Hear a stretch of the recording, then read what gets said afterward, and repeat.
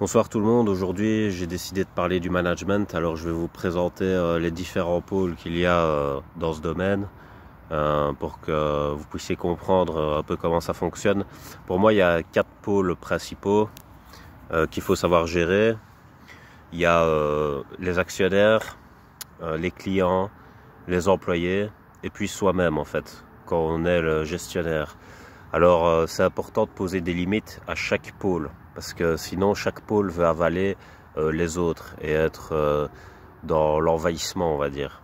Par exemple, quand on fait trop plaisir aux actionnaires, c'est-à-dire ceux qui sponsorisent, ceux qui investissent, mais qui n'ont pas l'idée ou la capacité de créer, de gérer, etc., mais qui investissent, eux ils vont demander à ce qu'on fasse ce qu'ils veulent en fait.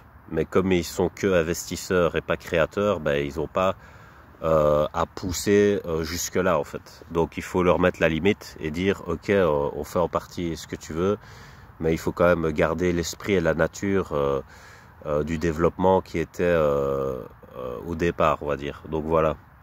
Alors quand on est trop vers les actionnaires, on appelle ça de l'affairisme. Voilà, c'est le mot que j'ai donné moi pour dire que ça c'est quand on fait trop plaisir aux actionnaires. Et forcément quand on fait trop plaisir aux actionnaires, bah, ça veut dire que ça va se reporter sur le client, sur l'employé et sur soi-même aussi, les contraintes on va dire. Donc ça va pas. Alors vous avez pareil pour le reste au niveau des contraintes. Si vous êtes trop pour les clients, vous allez faire du clientélisme, c'est-à-dire vous faites trop plaisir aux clients. Alors là c'est les employés, les actionnaires et soi-même qui sont pénalisés par les contraintes. Et puis vous avez ce que j'appelle le promotisme. Ça c'est un néologisme que j'ai inventé, c'est-à-dire que là vous faites vraiment trop plaisir aux employés, du coup c'est les clients, les actionnaires et vous-même qui êtes pénalisés. Et puis vous avez ce que j'appelle le patronisme. Donc ça c'est quand le gestionnaire, le manager en lui-même se privilégie lui-même sur le compte de la société, voilà.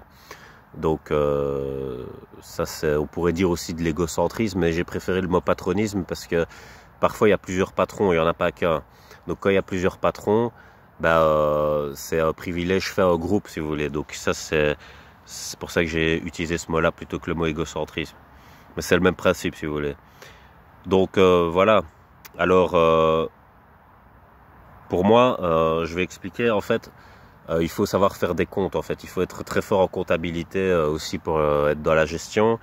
Comme je l'ai écrit ici, un compte juste est une équation pondérée en fait. Donc quand vous arrivez à pondérer les équations, ce que vous équilibrez votre société le plus possible, c'est là que vous créez un super développement et que vous le stabilisez aussi, parce que vous pouvez vous développer en instabilité. Ça c'est quand vous êtes dans le déséquilibre de ce que j'ai expliqué juste avant en fait.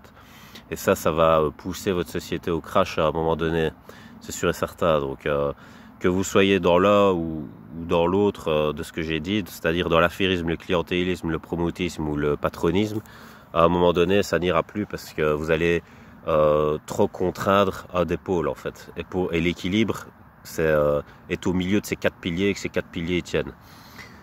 Si jamais ça tient pas, ben, c'est foutu. Voilà. Alors j'ai dit aussi comme j'ai pris le zéro en mathématiques parce que c'est le centre de tous les nombres en fait. Que vous ayez vers les nombres entiers positifs ou vers les nombres entiers négatifs, le zéro il reste au centre. Parce que si vous avez plus 1 million, vous avez forcément moins 1 million par exemple. Et ça va jusqu'à des connotations, c'est-à-dire des titres qu'on donne. Par exemple, le million c'est un titre, le millier c'est un titre. Eh ben, y a des titres qu'on n'a pas encore donnés peut-être au nombre tellement ça va loin, mais peu importe. C'est sûr que si ça va dans un sens, ça va dans l'autre, c'est obligé. Donc le zéro reste au centre. Et donc il faut être comme le zéro quand on est dans la gestion. Comme je l'ai écrit ici, c'est le centre des inverses, des opposés, des nombres entiers. Et on ne peut diviser par lui. Voilà, donc ça c'est important de rester fixé et de rester centré. Ça ne veut pas dire être égocentré parce que c'est pas par rapport à soi, c'est se centrer par rapport au pôle. Donc c'est pas être soi le centre, mais c'est savoir où est le centre. C'est ça qu'il faut capter quand on est dans la gestion. C'est repérer où est le centre et c'est vers là qu'il faut aller toujours principalement. Voilà. Alors, ça, je l'avais écrit parce qu'il y a des différents types de management. Comme je dis, il y a le management qui fonctionne et le management qui fonctionne pas. Le management qui fonctionne, je dirais qu'il va privilégier l'expérience. C'est-à-dire qu'il y a la formation des gens pour le développement. Et donc, il y a une certaine forme de patience aussi. Alors que dans le management foireux, je dirais pervers d'ailleurs, là on est plus dans le remplacement et on n'a pas de patience. Donc un mauvais manager, si un actionnaire par exemple dit ouais tu respectes pas ce que tu avais dit que tu mettrais, etc. Le gestionnaire il va dire je prends un autre actionnaire. Voilà. Et si le client dit ouais le produit il est pas bon là en fait, qu'est-ce que c'est que ça le mauvais patron, il va dire je prends un autre client. Si l'employé dit putain, on travaille comme des mules, des bœufs et tout ça, c'est exagéré, le mauvais patron, il va prendre un autre employé. Alors, si jamais le patron se dit à lui-même j'ai envie de me faire plaisir et j'en ai rien à foutre que ça soit pas bon pour la société, voilà, là c'est pareil que pour les autres en fait. Il est dans la mauvaise foi en fait. Il se remet pas bien en question par rapport à comment il devrait se comporter. Donc il a un mauvais rapport à lui-même, on va dire. Voilà. Donc faut avoir un bon rapport à soi-même aussi dans la gestion. C'est pas qu'un bon rapport aux autres, c'est un bon rapport à soi-même aussi. Voilà. Et donc dans la gestion perverse, comme vous l'aurez compris, on est fort dans le remplacement en fait. Donc quand vous voyez des gens qui remplacent beaucoup comme ça, c'est des gens qui savent pas gérer en fait. Et donc il faut limiter sa confiance aux gens qui fonctionnent comme ça, dans tous les domaines d'ailleurs, parce que il faut laisser de la patience. Tout le monde a été débutant un jour dans tout dans tout en fait. Et c'est là que vous voyez que le capitalisme qui sombre dans le patronisme, je dirais, lui il exige des gens déjà formés en fait. Quand il veut engager, il faut que vous ayez 20 ans d'expérience alors que vous avez 18 ans ou 19, 20, enfin je sais pas. Et c'est n'importe quoi en fait. Tu peux pas avoir 20 ans d'expérience si t'as même pas 20 ans d'existence, tu vois. Donc c'est complètement n'importe quoi. Faut le temps d'être formé. Et normalement, c'est l'entreprise en elle-même qui forme, parce elle doit avoir pour optique de garder les gens. Pourquoi? Parce que l'expérience c'est un atout de fou quand on s'y connaît en fait. Parce que l'expérience, ça permet de pouvoir répondre aux états d'urgence en fait. Parce que l'expérience, c'est aller plus vite à l'essentiel, grâce à des connaissances intuitives qu'on a acquises, que ce soit corporelles ou mentales. Et donc on sait tout de suite comment remédier à des situations problématiques, alors que quand on est dans le remplacement, la personne elle est nouvelle. Donc dès qu'il y a une situation d'urgence, elle ne sait pas s'adapter grâce à ces moyens techniques que je viens d'évoquer qui viennent de l'expérience. Aussi, il ne faut pas confondre expérience et ancienneté. Il y a des gens, ils sont très longtemps à un endroit, mais comme des fantômes. Et puis il y a des gens... ils sont pas très longtemps à un endroit, mais ils sont très intenses dans l'instant qu'ils donnent à l'endroit où ils sont. Et donc ça, c'est une très forte expérience en très peu de temps en fait. Donc, vous pouvez avoir très peu d'expérience en beaucoup de temps. Donc ça aussi, il faut faire attention et faire les nuances qu'il faut. Voilà, donc tout ça dans le management, c'est très important. Alors se rendre compte que j'avais marqué. Oui, parce que rendre compte, ça fait partie de la comptabilité. Donc pousser quelqu'un qui est dans une mauvaise équation à se rendre compte de quelque chose, c'est important, mais aussi c'est important pour soi de se rendre compte à soi, c'est-à-dire de se rendre des comptes à soi et équilibrer ses équations intérieures pour être dans le bon management, sinon ça crache. Donc tout ça c'est une question de calcul en fait. Il faut être bon en maths dans le management, sinon on sera pas bon, forcément.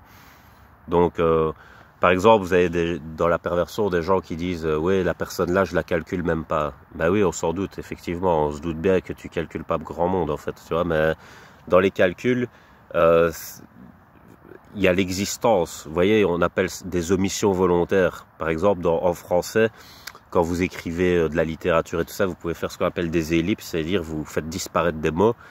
Vous pouvez faire disparaître des réalisations, des genres, etc., de la comptabilité. Comme ça, vous pouvez ne pas les prendre en compte dans le fait de gérer les équations, mais ça va générer des problèmes parce que c'est pas parce qu'on ferme les yeux sur l'existence de quelque chose que cette chose disparaît.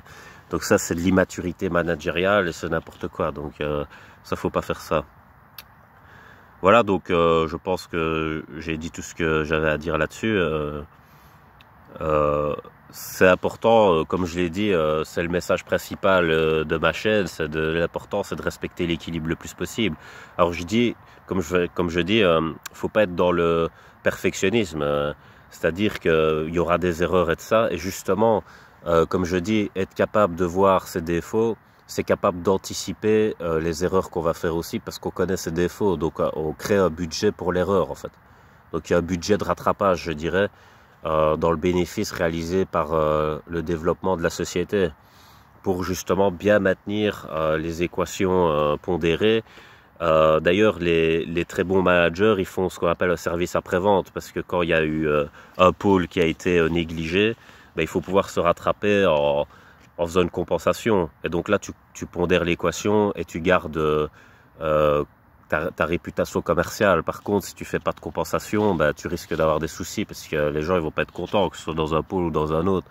Donc, à partir de là, c'est là que commencent les crasses, on va dire. Les gens, pour maintenir leur réputation, bah, ils essayent de faire taire des trucs comme ça. Et en fait, ça finit jamais par... Ça marche jamais parce que de toute façon, il y aura toujours... si tu as une mauvaise façon de gérer, ça reviendra toujours d'une façon ou d'une autre parce que ce sera des schémas répétitifs. Enfin, ce seront des schémas répétitifs, donc tu pourras pas foirer comme ça pendant un long terme en fait. Ça marche à court terme, un peu comme dans la théorie des jeux, mais à long terme c'est foutu, ça tient jamais ça. Donc ça finit toujours par être destructif pour la société qu'on fait. Et voilà aussi le fait de créer une société puis de la cracher puis d'en refaire une autre et tout ça, ça aussi c'est de la mauvaise gestion. Normalement, quand on gère bien, on n'a pas besoin de faire ça en fait. Voilà. Donc je pense que j'ai tout dit, je vais vous laisser sur ça, passez une bonne soirée.